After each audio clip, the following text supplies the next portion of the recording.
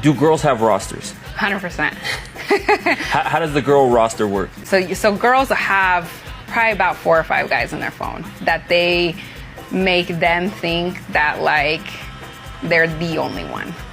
The one guy, girls always have one guy that they're like, if he asked me to be his girlfriend, for sure.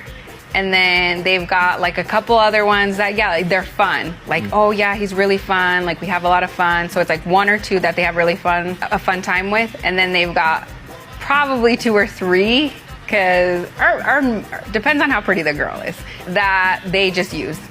They use for drinks, they use for dinner, they use for trips. A bitch said she hit my nigga, I'm like, which one? I keep a couple on my roster, never just one. Sis, if you're like in your early 20s and you've never had a roster of like guys before, what are you doing?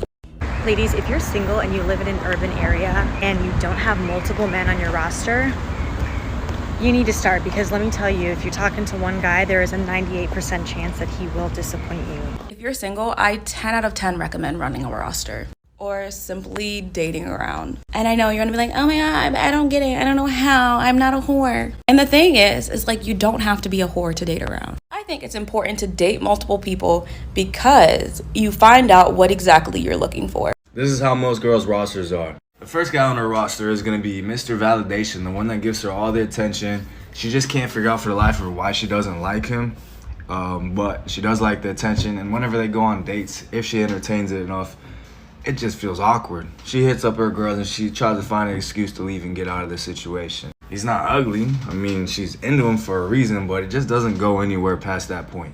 He's the type on the roster that's going to slide up on every Instagram story you post and every Snapchat you post and double tap everything. You're just going to leave him on red. You're going to leave him on seen. Number 2 is going to be Mr. Cold-Hearted, the emotionally unavailable guy. This is the one that she actually likes and actually wants the attention from, but he'll only pop up at his convenience. This is the type of guy that if he did give you the time of day and you guys actually were able to go on a date and talk to each other and move things on, you would probably entertain a relationship with him, but you never know. She never really know where she stands with him. He's hot and cold. Y'all are hot and cold all the time. It just never gets anywhere. Third one on the roster is Mr. 2 AM. This is the guy on the roster that you go to hook up with. It's usually a past situationship or a previous ex, a previous toxic ex, by the way. Y'all have him on the roster because you don't want to catch any new bodies, and he just knows what the hell he's doing.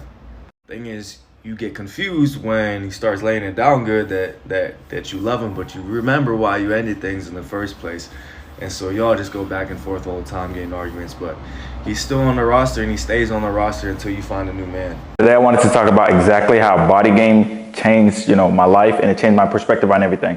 But yeah, one of the things I've noticed as well, guys, is you're going to become women's first priority, right? That was something I never was. I wasn't even the last option. Like, people do not realize this, but when it comes to like physique or like phenotype or the way you look, like women have like a baseline, right? If you are below the baseline, they literally do not see you, right? So in their dating pool, they're like, yeah, I mean, I have all these options, right? Because they're focusing on like the top 1% of the men they want to date, right? So for example, if a chick likes bearded dudes with muscle and tats, then she's probably gonna like me, my homeboys, and my other homeboys, and she'll focus on us. If you're not in that, if you don't have like a clean cut, you know what I'm saying, you're not tatted with a good physique, then she's probably not gonna pay as much attention to you, right? But if she lives in an area where she doesn't see a lot of people like you and she reaches out to you via Instagram or something, you're gonna be her priority, right? She's gonna drop everything for you. Like, I didn't realize that until obviously I got in shape, because before I was in shape, I would hit up some chicks and I'd be like, hey, when are you free? They were never free somehow. They were just never free. They had the craziest schedules. Their schedule was busier than any president, right? And then as soon as I became in shape, they started reaching out to me. They started prioritizing me because, they know I put my physique together and they know that it takes time and that takes dedication. So they respect that, right? They know that I have things going for me. They know that they see me posting on social media. They know that I have I'm doing this, I'm working as a nurse, I'm doing all this stuff, and I'm staying in shape. So they respect me more just because of that, because they know I prioritize myself. So all of a sudden, chicks would hit me up and I'm like, yeah, I got this going on, I got this going on. They're like, well, I'll be free whenever you're free type shit. And I was like, really? All right, and then I'll put out like a date 2 weeks later and they would like take off work or something like that, just to see me. So that's what happens when you have body game, when you're someone's type, right? Versus if you're just like, sloppy and lazy. Now, I know someone commented the other day like, oh, skinny dudes get girls too. Of course, skinny dudes are gonna get girls. Like if you're a skinny, hood dude and you're certain like you know, type of person and you got a lot of swag and confidence, you'll get chicks. It's usually harder for like the fat, saggy dudes to get, you know, chicks. So that's usually what I'm referring to. But skinny dudes, you still, if you're skinny and you're lame and you don't really have any swag, then yeah, you're not gonna get chicks, you're gonna struggle, right? And a lot of people don't realize when you practice body game, it sets up everything else. Like, there's a bunch of like dating coaches and shit that'll say, oh, fake your value or do this or do that. And it's like, no, don't do any of that shit. Because putting all that energy into faking shit is a waste of time. Just put that energy into, you know, becoming the best version of yourself. So by the time you're getting to the best version of yourself, you won't have to fake anything and it'll be way easier. But yeah, when you practice body game, you prioritize fitness, you prioritize yourself, right? You prioritize, you know, your health, all of those things. And that takes time, right? Which makes your time inherently more valuable, right? So if chicks know that, they're like, oh, okay, he's fit. Okay, I see him posting, he's in the gym. Okay, so his time's valuable. So if I get a little bit of time, I'll appreciate it. She sees you playing video games and she sees you under everybody's comments on Instagram. She's like, yo, I'm not fucking with this dude. This dude's a loser. Maybe I'll get some money out of him. He's a simp. Shit like that. So body game will teach you that, but just the change from like being like the lamest person in the class and just some weird dude to like chicks actually like trying to prioritize you and saying that, oh, I'm free for this. And you know, anytime I download dating apps, chicks like hit me up first all the time. Like that's something I never really got. I never really got that attention from chicks like in high school. Like I said, my homeboys did. I did not though. My homeboys used to get attention from chicks in high school. I did not. So I know both sides, bro. So body game basically for me is like an isekai, like I said in the other video.